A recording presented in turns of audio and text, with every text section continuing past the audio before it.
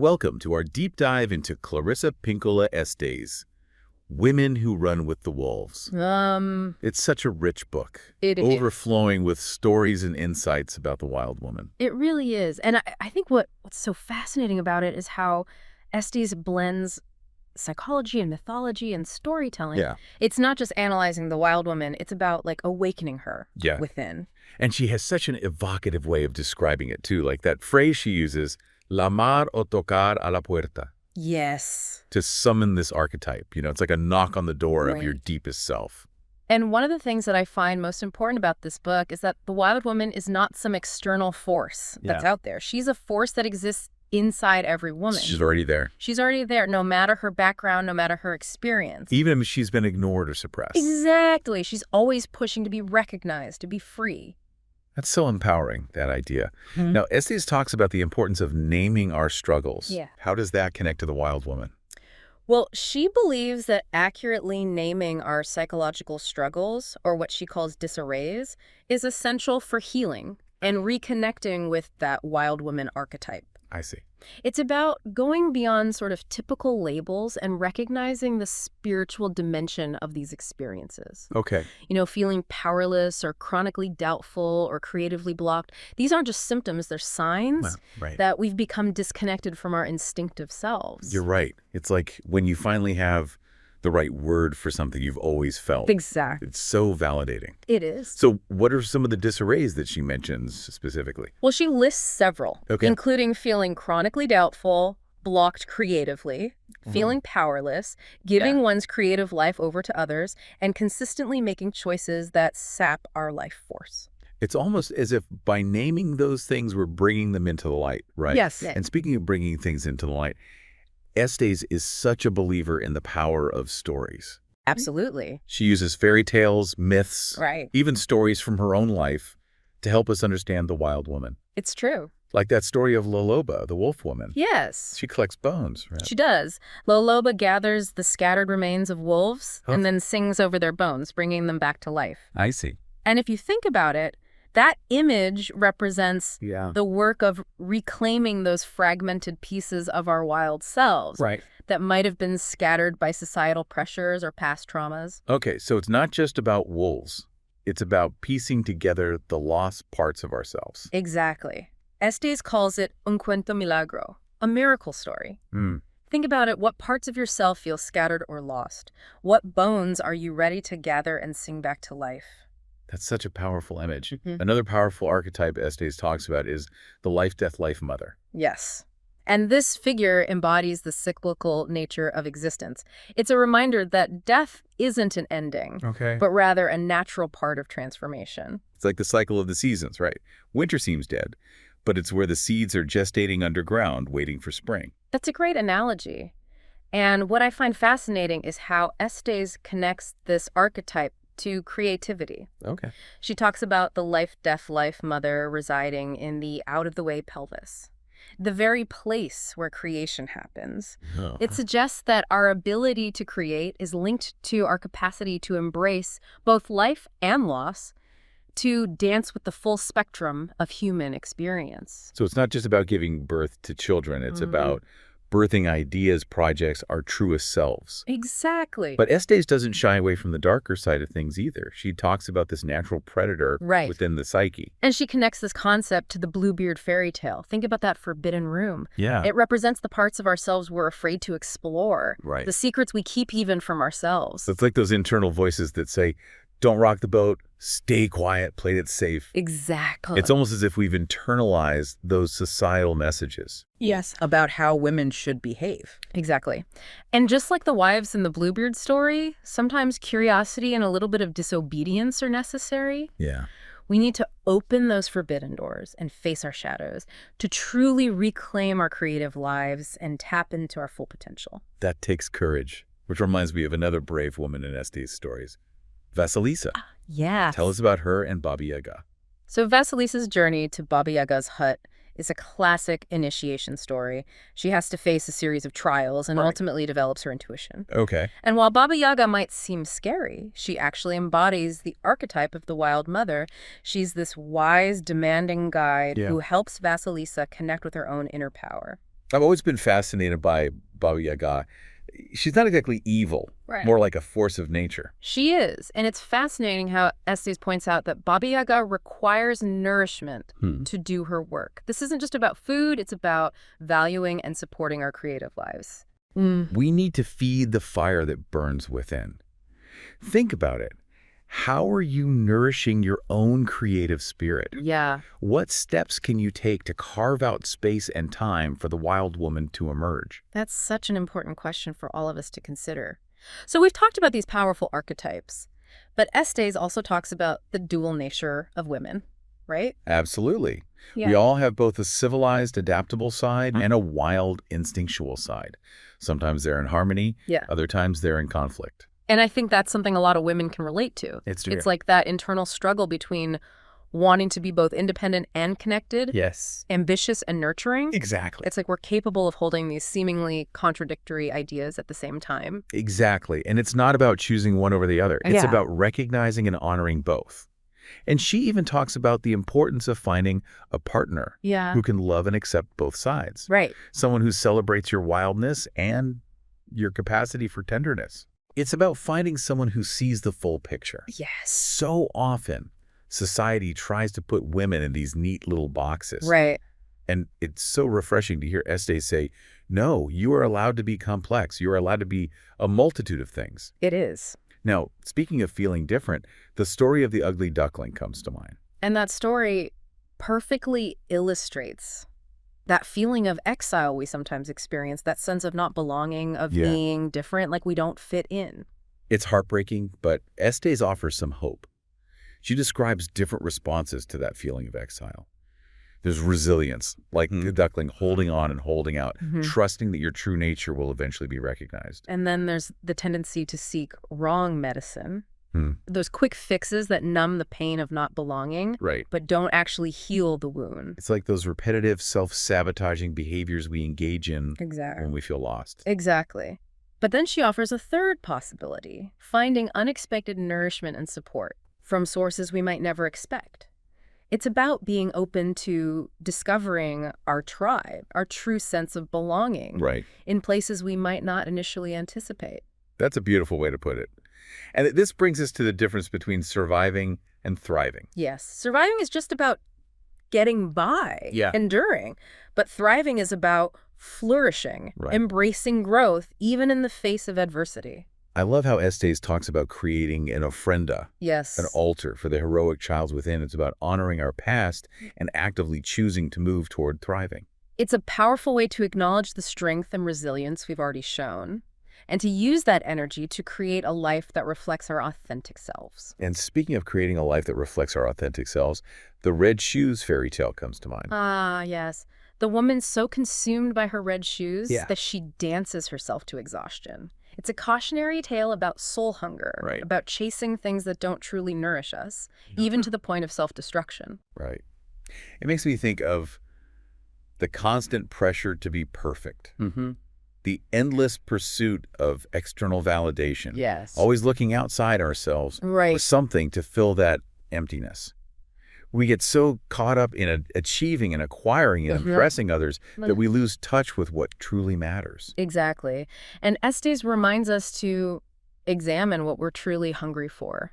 Are we settling for substitutes, or are we pursuing those things that genuinely feed our souls? Those experiences that bring us joy and fulfillment. It's a reminder to check in with ourselves regularly and ask, am I dancing to someone else's tune? Or am I moving to the rhythm of my own soul? And sometimes those rhythms get disrupted or even silenced by external forces.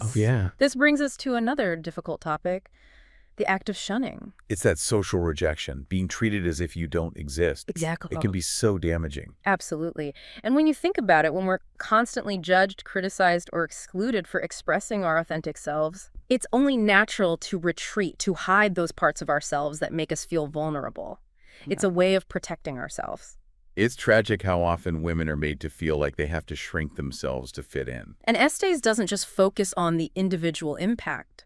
She connects this to the larger issue of ecological harm. It's as if suppressing the wild within individuals mirrors how we exploit and destroy the natural world. It's as if there's this direct connection between how we treat ourselves Yes. and how we treat the planet.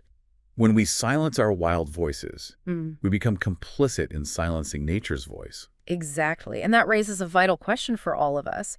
What can we do to reclaim those wild souls, to reconnect with that instinctive wisdom that's been buried under societal conditioning and self-doubt? Yeah. What can we do to honor both the wild within us and the wild in the world around us? Such good questions. And I'm excited to dive into those even deeper as we continue exploring women who run with the wolves. It really is about reclaiming that wildness. Estés makes a powerful point. She says the wild soul is indestructible. Even if it's been wounded or pushed down, it's still there, waiting to be reignited. It's almost like a seed that's been dormant, just waiting for the right conditions to sprout. Exactly. So how do we create those conditions? Where do we start? Well, I think Estés suggests starting with a shift in perspective. Okay. We need to stop seeing our wild nature as something to be feared or tamed and start recognizing it as a source of strength and vitality. So it's about embracing those instincts instead of trying to suppress them. Exactly. And it's also about returning to our natural rhythms. It's about honoring our individual needs, whether it's for rest, for creation, for play, or for connection.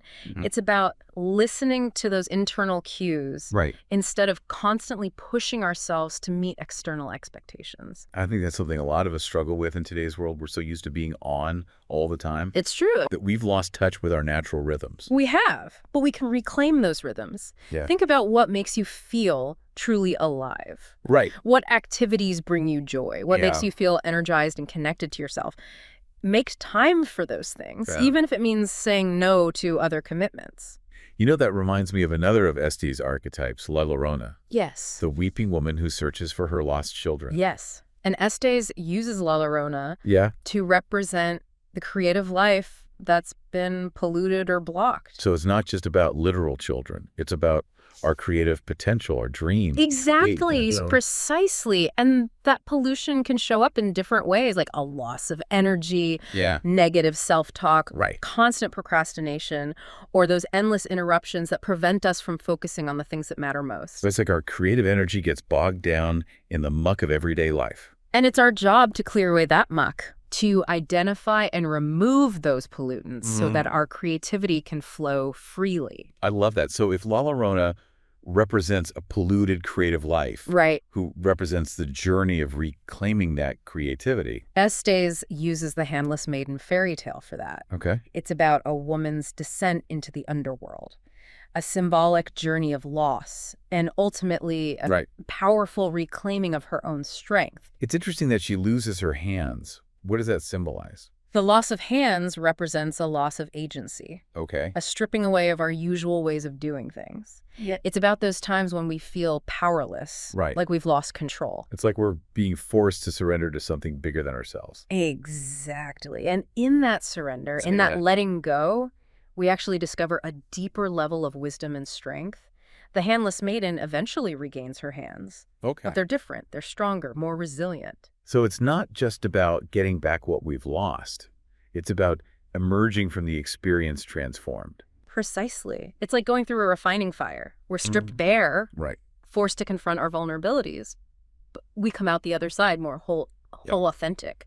And who or what is the devil figure in this fairy tale?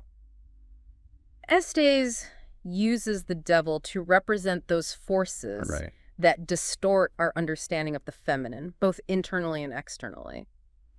So it's not necessarily a literal devil, but more like the societal norms and expectations that limit women's power. Exactly. It's those messages that tell us how we should be, how we should behave, how we should express ourselves. It's like that constant pressure to be perfect, to be pleasing, to be accommodating. It can be exhausting. It is. And it can lead us to doubt ourselves, to silence our voices, to deny our true nature.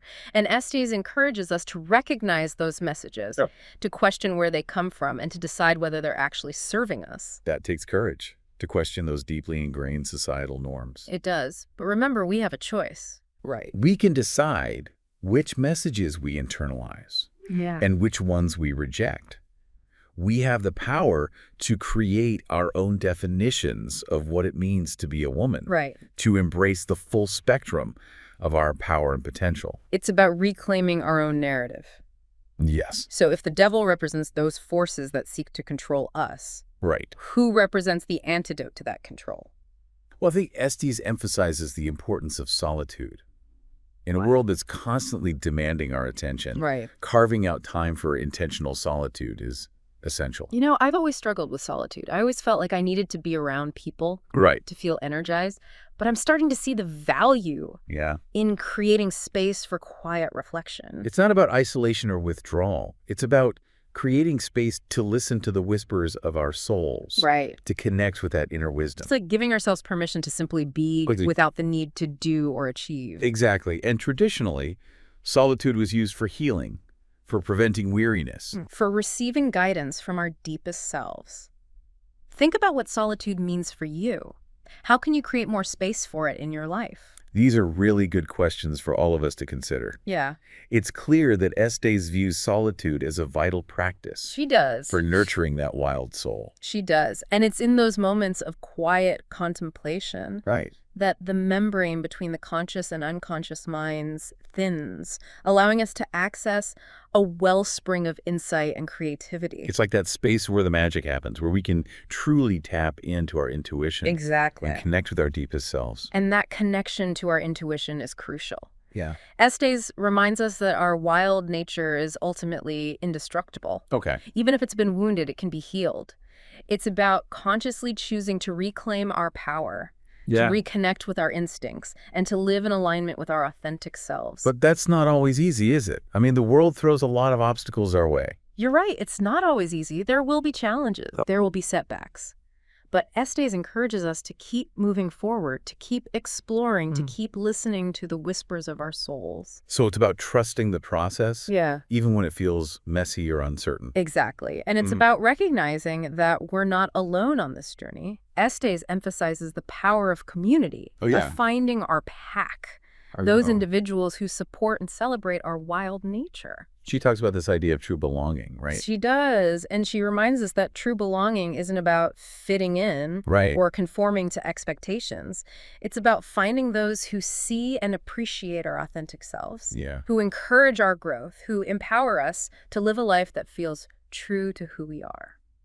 It's about finding those who celebrate our wildness. Exactly. So how do we find those people? Right. How do we create that sense of belonging? Well, I think it starts with recognizing that we deserve to be surrounded by people who uplift us, who inspire us, who challenge us to grow. It's about being intentional about the company we keep. Exactly. And it's also about being willing to be vulnerable, to show up authentically, to let others see our true selves, even the messy, imperfect parts. I think that can be really scary for a lot of people, to let our guard down for risk rejection. It can be scary, but it's also incredibly liberating. Right. When we allow ourselves to be seen, to be known, we open ourselves up to the possibility of deep connection and belonging. It's like we're giving ourselves permission to be fully human. Exactly. With all our imperfections and complexity. Exactly. And in that space of authenticity, we can truly thrive. And it's within those authentic connections that we can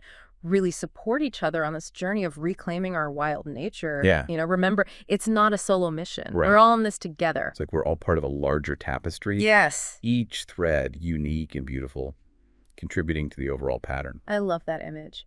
And as we continue weaving our individual threads, it's important to remember that this journey isn't about perfection. It's about embracing the messiness, the imperfections, you know, the unexpected twists and turns. It's about giving ourselves permission to experiment, to make mistakes, to learn as we go. Exactly. Estés encourages us to be curious, to try new things, to step outside our comfort zones and see what happens. And to be kind to ourselves along the way. Absolutely. Self-compassion is essential. We need to remember that we're all works in progress. Right. And that it's okay to stumble, to fall, to lose our way at times. So it's not about beating ourselves up when we make mistakes. Right. It's about learning from those mistakes and using them as opportunities for growth. Precisely. And it's about celebrating our successes, no matter how small they may seem. Every step we take towards reclaiming our wild nature is a victory worth celebrating. Absolutely. So as we wrap up our deep dive into women who run with the wolves, I'm curious to hear your final thoughts. What is the one message you hope listeners take away from this exploration? I would say if I had to choose just one message, it would be this. Trust your instincts. That inner voice, that gut feeling, that deep knowing within you, that's the voice of your wild woman. Right. Listen to her. Honor her. Let her guide you. I love that. Trust your instincts.